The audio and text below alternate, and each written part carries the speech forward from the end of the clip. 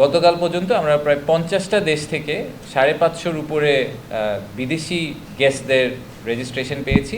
এছাড়াও বাংলাদেশে প্রায় 2000-এর উপরে রেজিস্ট্রেশন হয়েছে। তো আমরা অবভিয়াসলি বিদেশিদেরকে একটু প্রায়োরিটি দিব যখন তাদেরকে আমরা অ্যাকোমোডেট করার চেষ্টা করব, যেহেতু ওনারা দেশের বাইরে থেকে আসছেন। বেশ কিছু স্পেশাল গেস্ট আসছেন আমাদের, যারা অনেক বড় বড় অর্গানাইজেশনের সিইও বা প্রেসিডেন্ট পদে আছেন। এক্সাম্পল হিসেবে আমি কয়েকটা নাম বলি, যেরকম জারা যে কোম্পানিটা আছে ইন্ডিটেক্সের, যে একটা বড় কাপড়ের ব্র্যান্ড, তাদের যে গ্রুপ সিইও অস্কার মার্কট উনি আসছেন। সুলতান আহমেদ বিন সুলাইমান উনি হচ্ছেন ডিপি ওয়ার্ল্ড বলে যেই পোর্টটি আছে দুবাইতে, জেবুলারি পোর্ট, অনেকে হয়তো আপনারা শুনেছেন, ওটার ওয়ার্ল্ডের লার্জেস্ট পোর্ট এবং দুবাই ইকোনমির প্রায় একটা বড় অংশ, almost a quarter of that economy is actually run through ওই পোর্টের থ্রুতে। তো ডিপি ওয়ার্ল্ডের যে চেয়ারম্যান উনি আসছেন আমাদের একজন স্পেশাল গেস্ট হিসাবে। ব্যারনেস রোজি উইন্টারটন আসছেন, উনি হাউস অফ লর্ডসের মেম্বার ইউকে এবং একই সাথে বাংলাদেশের trade envoy for UK into Bangladesh. এছাড়াও আসছেন স্যামসাং সিএনটির যে ভাইস প্রেসিডেন্ট, ভদ্রলোকের নাম হচ্ছে কিয়ংসু লি।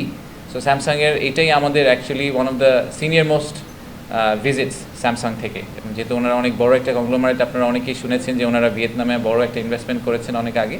তো আমরা চেষ্টা করছি যে আমাদের দেশেও যাতে আমরা এরকম কিছু করতে পারি। জিওডানো নামে একটা কাপড়ের ব্র্যান্ড আছে, ওটার সিইও আসছেন। এছাড়া এরকম অনেকগুলো নাম আছে, আমি আর সবগুলো ডিটেলে গেলাম না। মেটার থেকে লোকজন আসছেন, আমাদের উবারের সিনিয়র একজন ভদ্রলোক আসছেন, টেলেনর থেকে আসছেন, এক্সেলারেট এনার্জির প্রেসিডেন্ট আসছেন, দাউদ গ্রুপ পাকিস্তানের বেশ বড়, ওনাদের যে ছেলে যিনি ভাইস চেয়ারম্যান উনিও আসছেন। আর বেশ কিছু বড় বড় ভেঞ্চার ক্যাপিটালও আসছেন, কারণ আমরা আসলে এবার এই ফুল সামিটটাকে একদম স্টার্ট আপ থেকে শুরু করে বড় বড় ইন্ডাস্ট্রি পর্যন্ত পুরোটাকে কভার করার চেষ্টা করেছি।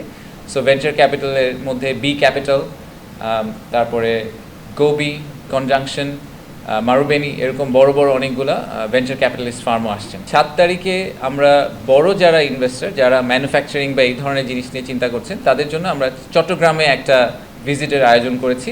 তো এখান থেকে ওনাদেরকে প্লেনে করে চট্টগ্রাম নিয়ে যাওয়া হবে, তারপরে ওনারা কোরিয়ান ইপিজেড ভিজিট করবেন এবং তারপরে মিরেশ্বরাই যে ন্যাশনাল আমাদের ইকোনমিক জোন আছে সেটা ওনারা ভিজিট করবেন। তো আপনারা কোরিয়ান ইপিজেডের কাহিনীটা অনেকেই জানেন যে আমরা ইন্টারিম গভর্নমেন্ট আসার পরে ওনাদের প্রায় 12-14 বছরের একটা বড় চ্যালেঞ্জ, ল্যান্ড রিলেটেড একটা সমস্যা ছিল, যেই কারণে ওনারা অনেক ইনভেস্টরদেরকে মিস করেছেন। সেই ইস্যুটা সলভ করে দিতে পেরেছি। এটার কারণেই কিন্তু ইনফ্যাক্ট কোরিয়া থেকে এবার 26 জনের একটা বড় ডেলিগেশন আসছে।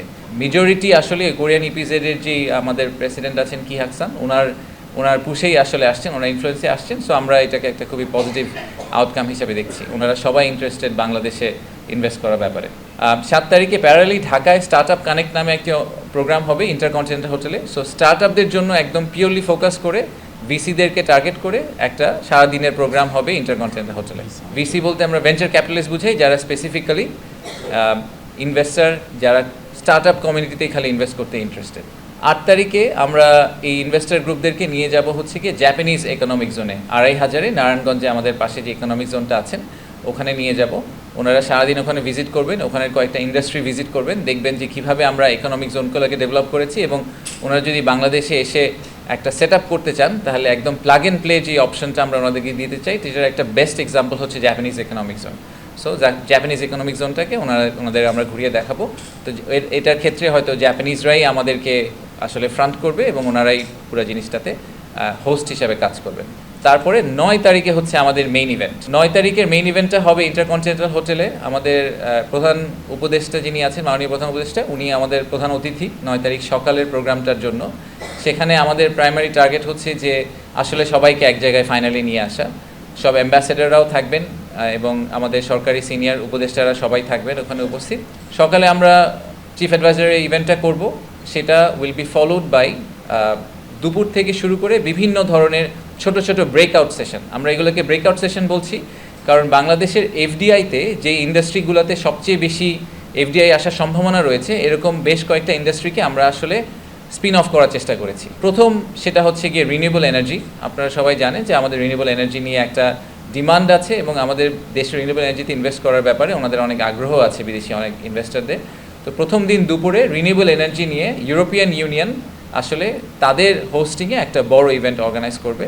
তো এই ব্রেকআউটগুলোকে সবগুলোর ক্ষেত্রে আপনারা দেখবেন যে আমরা একজন হোস্ট তৈরি করে দিয়েছি, বিডা এবং বেজার বাইরে আমরা আসলে পার্টনারশিপে পুরো ইভেন্টটাকে রান করার চেষ্টা করছি, যেখানে প্রাইভেট সেক্টর আমাদের সাথে ইকুয়ালি ইনভলভড এবং অন্যান্য দেশের এম্বাসিগুলো আমাদের সাথে ইকুয়ালি ইনভলভড।